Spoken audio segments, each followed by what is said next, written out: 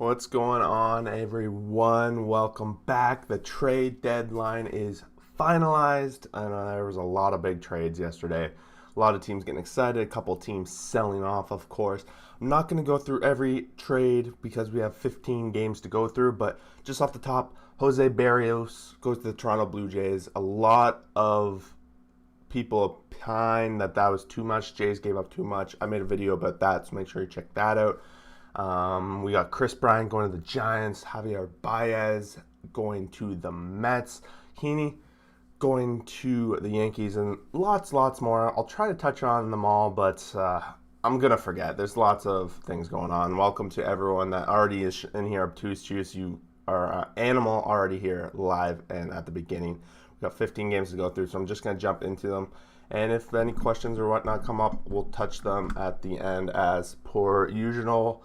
Nationals 4, Cubs 3, both these teams selling off yesterday, and pretty much skin and bones for them along the way here. Nationals get first blood in this series, and they get the first couple runs, and the Cubs don't manage to get up. They're down 4-1, and they tried to chip back. And if we look at the Cubs lineup, it's just skin and bones. Like I said, they traded off a lot of their guys. Holy jumping, we got 4 people in the chat right off the bat here. Garcia hits a home run for Washington. We have Bell hitting his 17th, and there's a couple home runs. And we have Arrieta going out there for the Cubs, going 2 earned runs, and 3 strikeouts. Espinino, he's been pretty spectacular for the Washington Nationals this season, going 5.1, 1 earned run, 6 Ks. Ever since he came in there and stepped in for Scherzer that one time he left the game, they've given him a lot of opportunity. He's been pretty good. So both these teams are pretty much announced that they're in complete tank rebuild mode, and we'll be keeping an eye on them the rest of the season, but I'm sure there's not going to be a lot going on there. Make sure everyone likes the video and all that fun stuff while you're here. I appreciate you guys showing up this morning. Pirates 7, Phillies 0, and the Phillies, they made a couple moves yesterday. I'm trying to remember off the top of my head who the pitcher they added was. But I can't, and I'll be honest, Velasquez goes out there, and they really do need some starting pitchers because Velasquez has been a disaster pretty much the past few times he's gone out there. Pirates playing spoiler. The Phillies really need to get something going here because it's going to run out of runway before it's too late if they keep losing the games like the Pirates. The Pirates are up 5-0 immediately in this game. Not even home runs, just the top of their lineup getting a multiple hits. Polanco leads the way with a 2-hit, 2 RBI night. And like I said, Velasquez gets lit up yet again. 2 innings pitched, 5 earned runs, only giving up 1 strikeout. We have Crow, who actually had one of his better outings as a Pirate, 6 0 earned runs, and 4 Ks in the loss. Both these teams have a lot going. They're both the P's, but Philly needs to start picking up some wins for sure. Moving along, we got Blue Jays 6, Royals 4, and the Blue Jays, they returned home to Toronto after 670 days away, and they hadn't played there since September of 2019. So it was quite an emotional first opening ceremony going on there, and the players definitely were cracking up a few tears along the way too. Bichette goes 2 hits, 2 RBIs. He hits his 19th home run. Teoscar Hernandez hits his 16th. And believe it or not, Teoscar Hernandez had the most home games played on the entire Jays roster. Only half of the people in the starting lineup for the Jays had ever played in Toronto, which was pretty intense to say. Salvador Perez tried to bring it close when they were down 3-0. He hit a home run in the 6th inning, making his 26th to bring it within 3-2. But Bo Bichette did bail out the Jays along the way. Lynch goes 6 3 earned runs, 2 Ks, bringing that ERA down, and not as good as his last outing. He was amazing in his last outing, but he did all right, and he kept the Jays pretty much at bay before the bullpen comes in and blows it the rest of the way. Stripling goes 5.1, 2 earned runs, and 1 strikeout. He got the job done for the Jays. A little bit of concern when he gave up that home run to Perez, and they yanked him out right away. And we see Brad Hand come in. He didn't look super great for the Jays in his first outing with them, and Romano comes in for the 9th save. But the Jays need to go on a little bit of a heater if they're going to go wild card For sure. Orioles 4, Tigers 3. Orioles bouncing in here, and this is going to be a good matchup over the weekend. Both these teams are relatively matched up pretty well, and Matt Harvey continues to just be lights out. I think this is 4 games in a row where he hasn't given up a run. Might have been 3. But the Orioles, they chip in 1 run here and there. Severino has a multi-home run night, hitting 2 hits, 2 RBIs along the way. Skubal going the pitcher of record for the Tigers was 5.24 runs, 4 Ks. A little bit of a rough outing, but Matt Harvey, 6.1 innings, 0 earned runs, 5 Ks. He has been just something, like found money.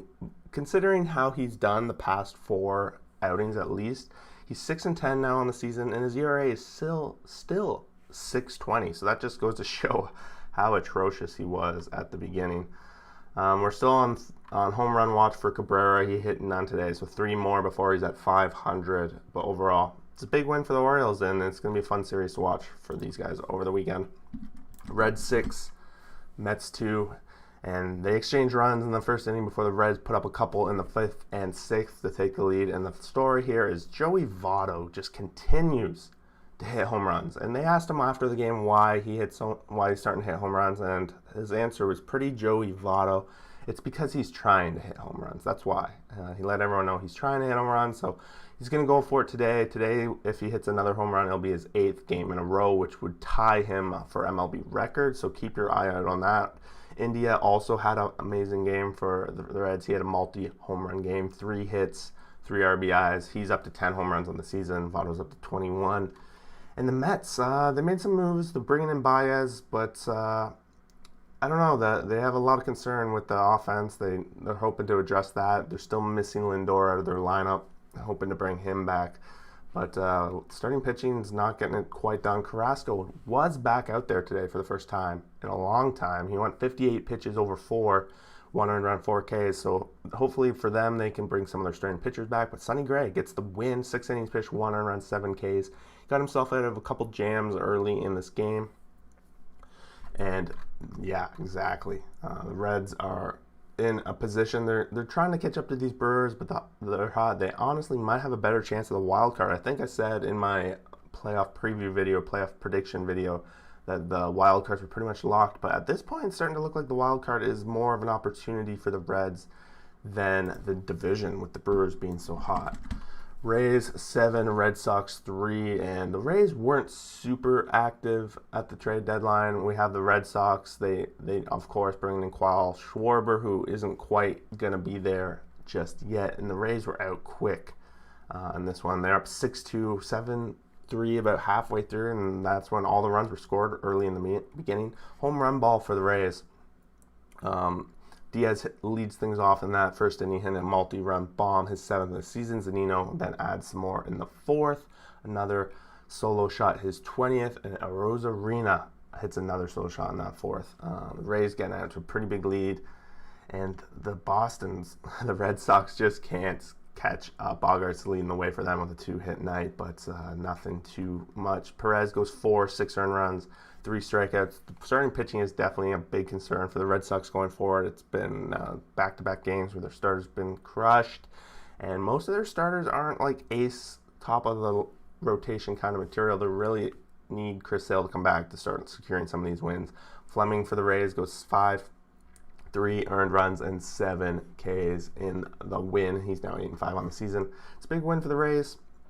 They're only half a game out now of first place, and these guys got 2 more games over the weekend, so we'll see how it plays out. We could have a new division leader in the American League when it's all said and done. Yankees 3, Marlins 1, and the Yankees, they added Rizzo, of course. They got Gallo in the lineup, and they were a lot of rumors, too, that they were going to land someone else, but not too much in there. This is a National League game, so they had to have their pitcher out, and you can see there with Stanton, they pinch hit him out early on, and Rizzo actually leads things off here with his first home run as a Yankee in his debut, his 15th of the season. It came in that 6th inning, give the Yankees a 1-0 lead, and then they managed to put up a couple more when Odor hit a nice RBI double, 2 RBIs to be exact, and they were up 3-0 before Marlins put 1 up in the bottom, but it was too late for them. Taillon goes 5.2, 0 runs, 5 Ks. Taillon's been pretty consistent as of late. putting the Yankees in a position to win most days. He's now 7-4 on the season. That ERA is creeping down to 4, which is going to be good. Thompson goes 5.21 earned runs, 5 Ks. And again, Marlins starters consistently solid. They just can't get the offensive going, and without Marte in there now, it's another hole in their lineup. Brewers 9, Braves 5. Braves are up 4-0 immediately in this first inning, and it was the top of their lineup really piling in some hits. Pedersen had a 3-hit night, and then we had Austin Riley hitting his 22nd home run of the season, a 2-run shot in that first inning. So Austin Riley is like Joey Votto consistently past few days, just hitting home run after home run. I think he must be at 4 days in a row because he made the thumbnail a couple days ago with Joey Votto. But the Brewers, we got to start giving them a lot more respect because they've addressed the one weakness of their offense, and they just continue. Escobar does make his debut for Milwaukee after being traded there. We have Aviles Garcia having a 3-hit, 3 RBI night, hitting his 18th home run of the season. Adames his 17th, and Escobar in his debut hits his 23rd. So if we're looking there, they picked up Adames earlier in the season. They bring Tellez, Escobar. 3 of these guys in the top 5 of their lineup are all added throughout the season, so that's them addressing it for sure. Burns goes 4, 5 earned runs, 6 Ks. It was a rough outing for Burns. He got beat around a lot. But Boxberger comes in and helps close the door and picks up the win. Toussaint was 3.1, 7 earned runs, 5 Ks. So after 2 games of pretty great starts for Toussaint, he gets beat up by the Brewers, and the offense is people got to be scared of this. The Brewers rotation mixed with this offense is going to be a tough team to beat come playoff time, and they seem to have pretty big stranglehold on the division, and the Braves still can't seem to break that 500 barrier. Every time they get to 500, they start losing, and that continues to be the case. So luckily for the Mets, they lost. Everyone in this race lost in the National League East. Mariners 9, Rangers 5, and the Mariners, after somewhat of a controversial trade deadline, bringing in Toro after trading Graveman, a lot of issues there, but then bringing in Castillo. So in theory, they traded Graveman for Toro and Castillo. So you gotta think that was a pretty good trade when all things were said and done. I know the Mariners were pretty upset about that, but they came out firing today. 7 runs in the first 3 innings to get a 7-0 lead. Texas tried to chip back in here. They put up 4 in the next couple innings to bring it 7-4, but that's as close as they would get. Mariners going to be taking advantage of this lowly Rangers team, and that's exactly what they need. Toro continues to be hot for them, though. He had a 3-hit night and a double. No RBIs, but he has been hot ever since coming to the Mariners, and they got to be pretty excited that that trade's starting to work out a little bit for them. Kelenic does hit a home run. He had a 2-hit, 4 RBI night, and that was a 3-run bomb coming off him. So ever since he's been called back up and they kind of stashed him back in the bottom of the lineup, he's been a little bit better. His average is still 1.122, but a lot to go. Garcia, 23rd home run. Heim is 5th, and Martin his 2nd for the Rangers, and they definitely have no Joey Gallo now, so they're just going to be trucking along the rest of the season. Gilbert has a nice outing, 5.2, 4 and runs, 6 Ks. He's going to get the win. But he did get into a little bit of trouble in that 5th inning or 6th inning and didn't quite get out of there. Allard goes 3, 6 earned runs, 3 strikeouts. It's not been great for him. He's learning on the fly for sure as a Ranger. 2 wins and 9 losses now on the season for him. We're moving along. We got the White Sox 6, Indians 4, and the White Sox, of course, were busy yesterday. They added to their bullpen. They bring in Tepera, of course, and then they bring in Kimbrel. So the back end of their bullpen seemed to be the biggest of their concerns, and I would have had to agree with them. I sometimes talk about Hendricks having issues, but he picks up his 26th save of the season. I suspect they're going to rotate with him and Kimbrel at the beginning. Maybe I think it's Liam's job to lose at this time, and maybe after the next blown save, they might go to Kimbrel. We'll see how that plays out, but they needed this win because they had just come out of a tough series with the Royals, and they were down 2-0 early in this one, but they did chip away, and about 4-3 halfway through. Indians tie it at the top of the 8th, but the White Sox come in huge in the 8th inning themselves and put up 2 runs to take the lead. Moncada hits his 9th of the season coming in that 2nd inning. Pharrell Reyes hits his 20th in the 8th off of Tempera, so Tempera does make his debut, doesn't get a single out, gives up a home run, and blows the save in theory. So not a great debut for him. Lance Lynn goes 5, 307 Ks, and Maya 4.14 runs and 2 Ks for him. both these guys, good, decent outings, but their team's going to give them the no decision, and the offenses go to the late games. Big win for the White Sox. They're bringing their lead in the division. I think at this time we all know that they're going to win the American League Central, but they still got to start winning, because losing the Royals that series, and if they would have got off to a loss here, there'd be a lot of concern. Sure, you're going to make the playoffs, but how deep are you going to go if you can't win some of these games? Cardinals 5, Twins 1, and the Twins were out quick here, and the big story for them, of course, is they land Austin Martin from the Blue Jays after trading Jose Barrios. Big return for them, a top prospect in the league. I think he was ranked something like 17th prospect in all of MLB, but he's still a very young guy, drafted 5th overall last year, so they got something to be excited about. They also trade off J.A. Happ yesterday, so he's going to be leaving. I don't know what kind of return they got. I suspect it's not too much for that, but Polanco led the way for them, 3-hit night. But the Cardinals, they bounced back right away. Get a couple hits from their core guys, Goldschmidt and Arenado. No home runs. They just generated this run in a big 3-run 6th inning is the difference. Cardinals, now 1 game over 500. I think they still believe that they can get there, and a lot of Cardinals fans might think they have, but they need to go on a hot streak here. I just don't know if they have it in them. I know they added a pitcher yesterday. I'm trying to remember who it was.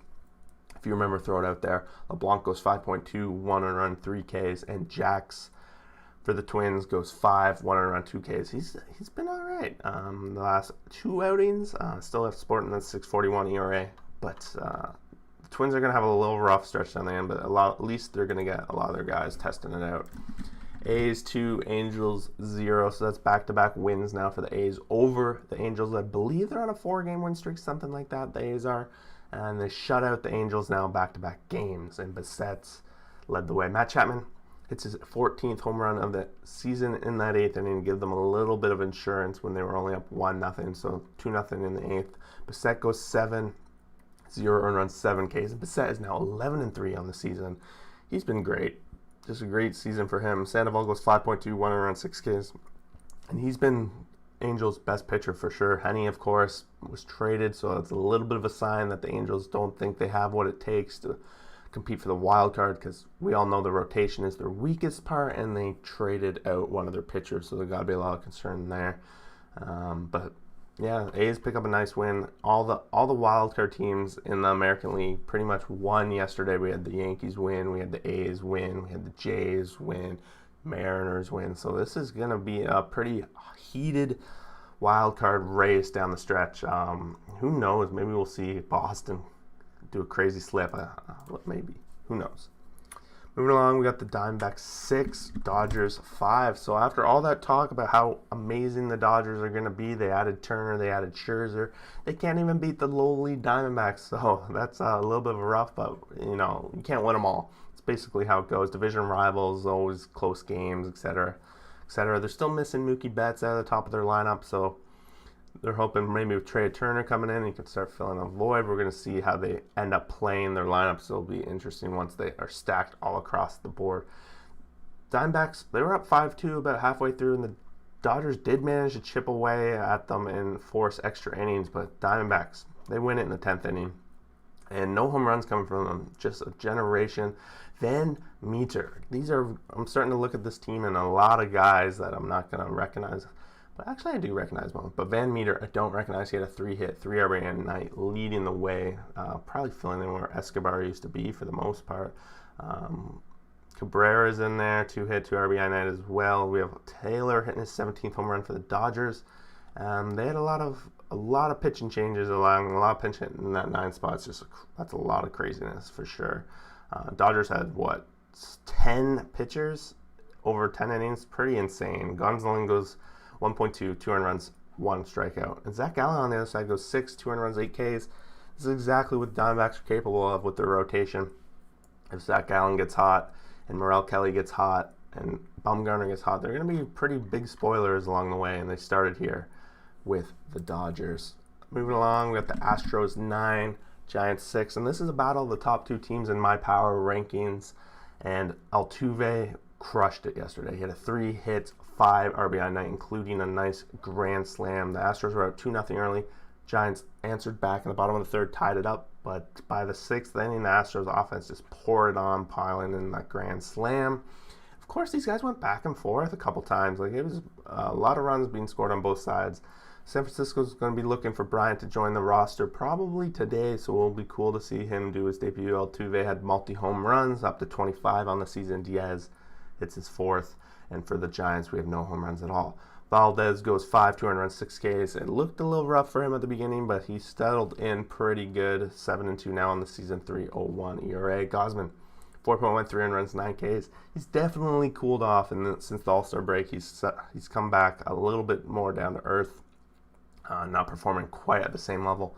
Giants got to be a little bit concerned with how things are going to shape up with this division. The other two teams went out and made some monster trades, and they're sitting back. They had a Bryant, so hopefully that pays off for them for sure. Last game of the night, we had the Rockies 9, Padres 4. And as much as the Padres lost this game, the biggest concern is definitely with Tatis Jr.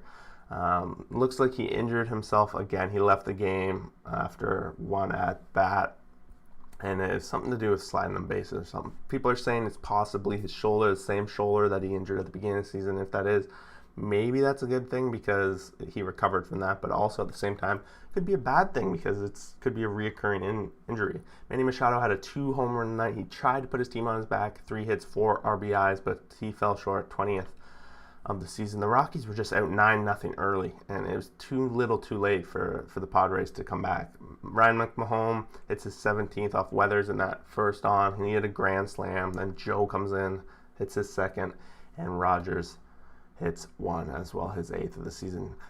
John Gray goes 6.1, 2 earned runs, 4 Ks. It's a surprise. There's a lot of surprises coming to the Rockies that they didn't make any trades. John Gray was suspected that he could be on the move. Trevor Story, of course. People have been talking about Trevor Story being traded all season long. I think they were talking about it in the preseason that he would be traded, and he didn't get traded. I think he even came out and said he was surprised and a little disappointed. Of course, Weathers for the Padres, 4 innings pitched, 8 earned runs and 2 strikeouts. There's going to be a lot of panic going on in Padres land right now. They missed out on Scherzer. Their starting pitching has not been what they expected it to be. They got a couple guys at the top that have been great, but then people like Snell just haven't been performing the way they need to. So a lot of concern going on there. But with the trade deadline over and all those games in the books, we're starting to see an idea of what some of these teams are going to be. And I got to admit, the American League wildcard is going to be insane.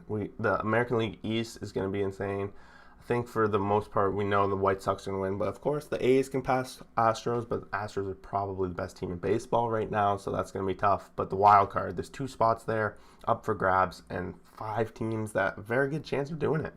And then on the National League side, of course, we have the National League East, which is a 3-team race. We have the Central, which is Milwaukee pulling away, but the Reds are in there, and they're in the wild card hunt. And in the West, of course, it's been hot all season long. We have 3 teams in there, with the Padres slowly falling behind and even losing ground in the wild card. So we got a lot of games to go, but some exciting storylines developing.